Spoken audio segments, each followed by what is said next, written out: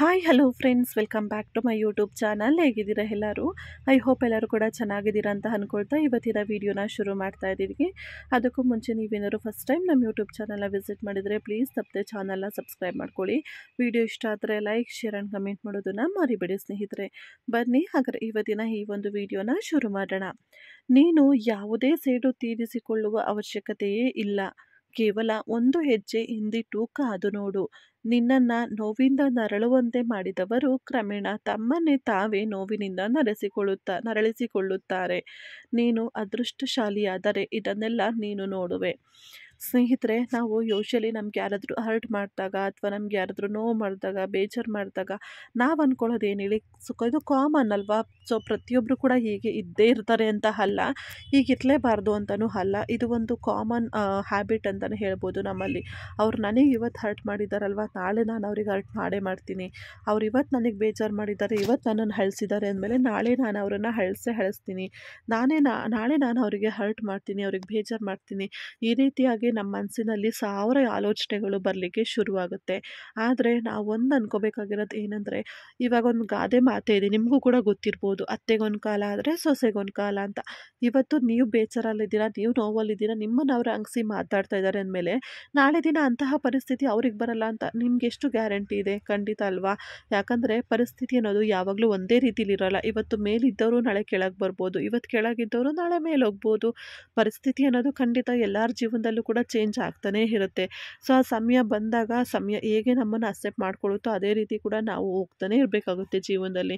So ಅವ್ರು ಇವತ್ತು ನಿಮಗೆ ಬೇಜಾರು ಮಾಡಿದ್ದಾರೆ, ಯಾವುದೋ ಒಂದು ಮಾತಿಂದ ನಿಮ್ಮನ್ನು ತುಂಬಾ ಹರ್ಟ್ ಮಾಡ್ತಾ ಇದ್ದಾರೆ ಅಂದಾಗ ನಾವು ಪಟ್ಟಂತ ಅಲ್ಲೇ ರಿಯಾಕ್ಟ್ ಮಾಡ್ತಾ ಹೋದಷ್ಟು, ಹಾಗೆ ನಾವು ಮಾತನ್ನು ಬೆಳೆಸ್ತಾ ಹೋದಷ್ಟು ಕೂಡ ಇನ್ನು ನಮ್ಮ ಒಂದು ಕ್ಯಾರೆಕ್ಟರ್ ಏನಿರುತ್ತೆ ಅದು ಡೌನ್ ಆಗ್ತಾ ಹೋಗುತ್ತೆ. ಹಾಗಾಗಿ ಅವ್ರ ಮಾತಿಗೆ ಪ್ರತಿ ಮಾತು ಅಂತ ಕೊಡೋದ್ರ ಬದಲು ಅದನ್ನು ನಮ್ಮ ಕೆಲಸದ ಮುಖಾಂತರ ಅಥವಾ ನಮ್ಮ ಕಾರ್ಯದ ಮುಖಾಂತರ ಕೊಟ್ಟಾಗ ಅದಕ್ಕೊಂದು ಬೆಲೆ ಇರುತ್ತೆ ಅನ್ನೋದು ನನ್ನೊಂದು ಅನಿಸಿಕೆ ಆಗುತ್ತೆ ಸ್ನೇಹಿತರೆ. ಯಾಕಂದರೆ ಕೆಲವೊಬ್ಬರು ಜನಗಳು ಪ್ರಪಂಚದಲ್ಲಿ ಹೇಗಿರ್ತಾರಪ್ಪ ಅಂತಂದರೆ, ಏನೋ ಒಂದು ಹರ್ಟ್ ಮಾಡ್ತಾರೆ, ಅವ್ರಿಗೂ ಗೊತ್ತಿರುತ್ತೆ ಅವ್ರು ಬೇಕಂತಲೇ ಹರ್ಟ್ ಮಾಡಿದ್ದಾರೆ ಸಮ್ ಟೈಮ್. ಬಟ್ ಅದಕ್ಕೆ ನೀವೇನಾದ್ರು ರಿಯಾಕ್ಟ್ ಮಾಡಿದಾಗ ಅವಳು ಯಾಕೆ ರಿಯಾಕ್ಟ್ ಮಾಡಬೇಕು, ನಾನೇನು ಅವಳಿಗೆ ಹೇಳಿದ್ದ, ಅಥವಾ ಅವಳು ಹಂಗಿದ್ದಾಳ, ಅವಳು ಯಾಕೆ ಹಾಗೆ ಅನ್ಕೋಬೇಕು, ಅವಳು ಹಾಗೇ ಇರೋದಲ್ವ, ಅದಕ್ಕೆ ಹಂಗೆ ಆಡ್ತಾ ಇದ್ದಾಳೆ ಅಂತ ಹೇಳಿ ಈ ರೀತಿ ನಿಮ್ಮನ್ನು ಇನ್ನೂ ಡೌನ್ ಮಾಡಲಿಕ್ಕೆ ಶುರು ಮಾಡ್ತಾರೆ. ಹಾಗಾಗಿ ನೀವು ಅಂಥವ್ರ ಹತ್ರ ಮಾತಾಡೋದ್ರ ಬದಲು ಅವ್ರಿಗೇನು ಉತ್ತರ ಕೊಡಬೇಕು ಆ ಉತ್ತರನ ನಿಮ್ಮ ಕಾರ್ಯ ಅಂದರೆ ನಿಮ್ಮ ಕೆಲಸದ ಮುಖಾಂತರ ತೋರಿಸಿ.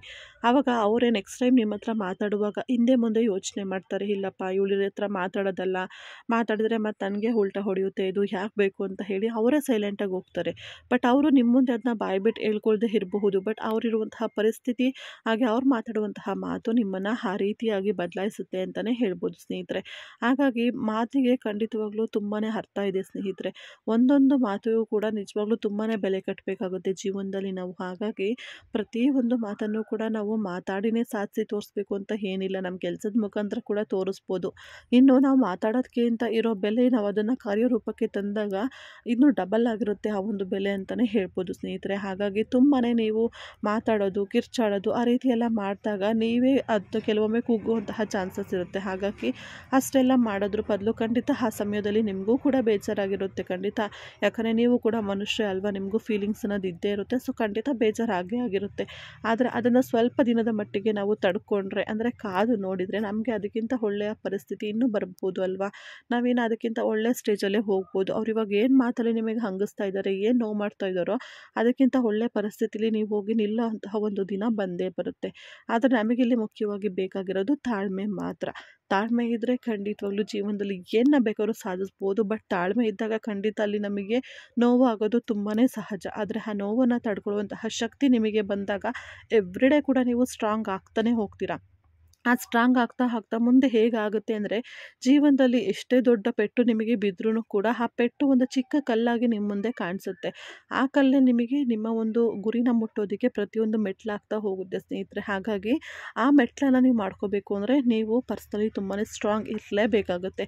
ಯಾಕಂದರೆ ನಿಮ್ಮ ಜೀವನದಲ್ಲಿ ನೀವು ಗುರಿ ಮುಟ್ತಾ ಇದ್ದೀರಾ ಅಂದಾಗ ಈ ರೀತಿ ನೋವನ್ನು ಕೊಟ್ಟು ನನಗೊಂದಿರಲಿ ಅಂತ ಹೇಳಿ ಕಲ್ಲೊಡೆಯೋರು ತುಂಬ ಜನ ಇರ್ತಾರೆ. ಆದರೆ ಆ ಕಲ್ಲನ್ನು ನೀವು ಆಪೋಸಿಟ್ ಅವ್ರಿಗೆ ಕೊಡೋದ್ರ ಬದಲು ಅದನ್ನೇ ನೀವು ಮೆಟ್ಲು ಮಾಡ್ಕೊಂಡಾಗ ನಿಮ್ಮ ಗುರಿನ ನೀವು ತುಂಬಾ ಈಸಿಯಾಗಿ ಮುಟ್ಬೋದು ಅನ್ನೋದು ನನ್ನ ಅನಿಸಿಕೆ ಸ್ನೇಹಿತರೆ. ಸೊ ಇದಿಷ್ಟನ್ನು ಹೇಳ್ತಾ ಇವತ್ತಿನ ವಿಡಿಯೋನ ಇಲ್ಲಿಗೆ ಮುಗಿಸ್ತಾ ಇದ್ದೀನಿ ಸ್ನೇಹಿತರೆ. ಐ ಹೋಪ್ ಈ ಒಂದು ವಿಡಿಯೋ ತಮ್ಮೆಲ್ಲರಿಗೂ ಇಷ್ಟ ಆಗಿರ್ಬೋದು ಅಂತ ಅಂದ್ಕೊಳ್ತೀನಿ. ಇಷ್ಟ ಆಗಿದ್ದರೆ ಪ್ಲೀಸ್ ಲೈಕ್ ಮಾಡಿ, ಶೇರ್ ಮಾಡಿ, ಕಮೆಂಟ್ ಮಾಡಿ. ಹಾಗೆ ತಪ್ಪದೆ ನಮ್ಮ ಯೂಟ್ಯೂಬ್ ಚಾನಲ್ನ ಸಬ್ಸ್ಕ್ರೈಬ್ ಮಾಡಿಕೊಂಡು ಸಪೋರ್ಟ್ ಮಾಡಿ. Thank you so much.